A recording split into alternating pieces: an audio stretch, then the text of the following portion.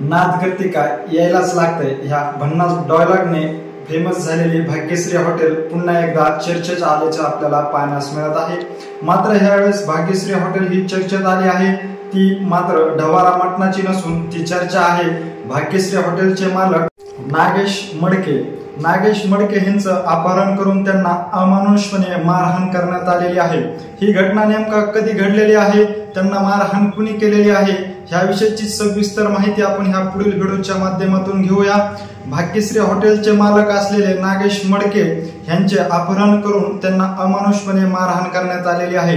हा सर्व प्रकार 23 जुलै 2025 रोजी सायंकाळी 7 वाजता भाग्यश्री हॉटेल ह्या ठिकाणी घडला असल्याचं देखील सांगितलं जात आहे। भाग्यश्री हॉटेल या ठिकाणी 4 ते 5 व्यक्ती नेहमीप्रमाणे हॉटेलवर जेवणाकरता आले असल्याचं देखील त्यांनी ह्यावेळी सांगितलेलं आहे। त्या व्यक्तीने नेहमीप्रमाणे जेवणाची ऑर्डर दिली। ऑर्डर दिल्यानंतर जेवण झाल्याच्या नंतर नागेश मडके यांना एक सेल्फी घेण्यासाठी विनंती केली।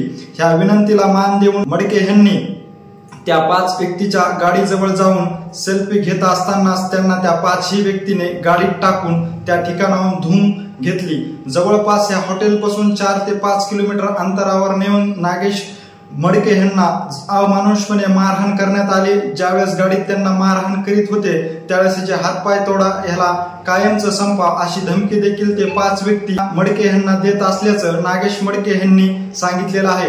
सध्या नागेश मडके हे जिल्हा रुग्णालयामध्ये उपचार घेत असून त्याची तब्येत देखील बरी आहे। मात्र या अमानुष मारहाणीमुळे आता पुन्हा एकदा भाग्यश्री हॉटेल आता चर्चेत आल्याचं आपल्याला पाहण्यास मिळत आहे।